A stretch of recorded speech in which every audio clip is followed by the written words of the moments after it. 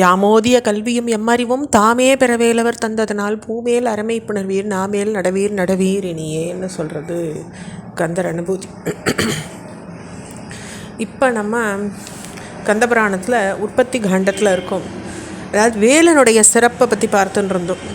எந்த ஆயுதத்துக்கும் இல்லாத சிறப்பு. அதாவது வேல் அபயத்தை தான் கொடுத்தது, யாரையும் சம்ஹரிக்கலை.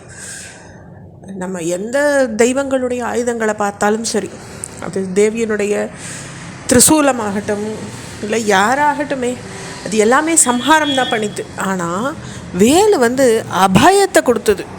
அவளுக்கு சேவலாகவும் தன்னுடைய கொடியாகவும் மாற்றிட்டார் சுவாமி. அந்த சூரபத்மனை வதைக்கலை, அவனை மாற்றிட்டார். அப்போ எப்பேற்பட்ட ஒரு அருள் ஆயுதம் அது! கந்தவேல் கரத்தில் உள்ள வேல் வேறு எந்த தெய்வத்துக்கும் இல்லாத சிறப்புடைய ஆயுதம். வேலுன்னு நம்ம மனுஷாளுக்கு பெயரிடுறோம், வேறு எந்த ஆயுதத்துக்கும் நம்ம அந்த பேரை நாமத்தில் சேர்த்துக்கிறது இல்லை. எந்த மொழியிலும் இல்லாத தனிநிலை ஆயுத எழுத்து தமிழில் தான் இருக்குது. அந்த ஆயுதம் இச்சை, கிரியை, ஞானம்ன்ற 3 புள்ளிகளை தான் 3 புள்ளிகளாக கொண்டுருக்குன்னு அந்த அக்கண்ணாவுக்கு ஒரு மகிமை சொல்லப்பட்டிருக்கு. இது வேலின் உருவ ஒத்து இருக்குது அந்த அக்கு. அதை பாடலாக சொல்கிறது. கண்ணிகையர் மெய்யும் சென்னி கண நிகர ரிணத்தின் கூறும் திண்ணமை தோள்களே போல் திகழ் தரு முயிரும் வேறொன் எண்ணுதற்கரிய தான எக்கமும் இயலிற் காட்டும் புண்ணிய முனிக்கோன் செவ்வேள் பொற்பதம் அடிமையாகும். அப்போ முருகன் வேறு தமிழ் வேறு இல்லை.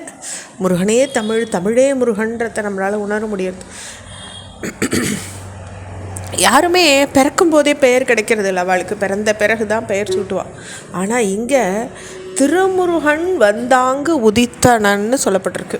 இப்படி சுவாமி பிறக்கும் பொழுதே அவருக்கு நாமம் இருக்குது. ஒருத்தரை பார்த்து இவருக்கு ஞானம் உதிச்சதுன்னு சொன்னால் அது அப்போ தான் வந்ததுன்னு பொருளாயிடும். ஞானம் முன்னையே இருந்தது, மறைந்திருந்தது, இப்போது உதித்ததுன்னு பொருளாயிடும்.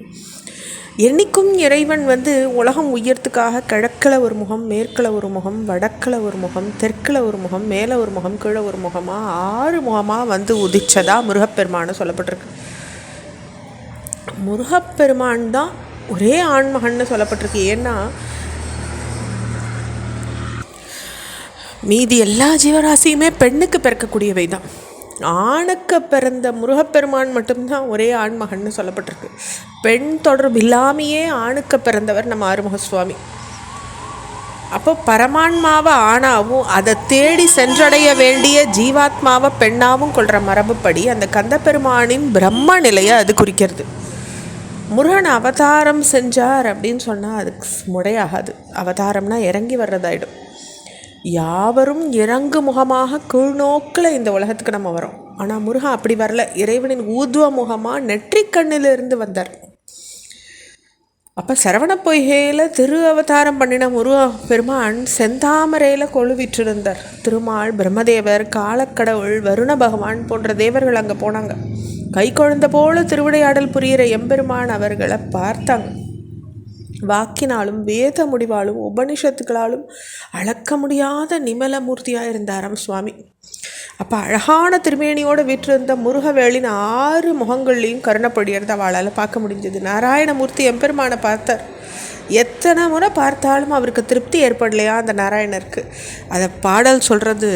தீர்த்திகை கங்கை தண்ணில் திகழ் சர வனத்தில் வந்த மூர்த்திகை குழவியே போல் முதற்புரி ஆடல் நோக்கி ஆர்த்திகை உராத உள்ளத்தறிமுதல் அமரர் யாரும் கார்த்திகை தெரிவை மாறை விழித்திவை கழலுற்றார் அப்படின்னு வருது. அப்போ சிறந்த தீர்த்தமான கங்கா நதியின் அருகில் திகழ்கின்ற அந்த சரவண பொய்கையில் தோன்றின முழுமுதற் கடவுள் ஒரு கை குழந்தை போல் முதல் முறையாக திருவிளையாடல் புரியறதை பார்த்து திருமால்முடைய தேவர்கள்லாம் அந்த அழகாக பார்த்து திருப்தி அடையாதவாளாக இருந்தாலாம்.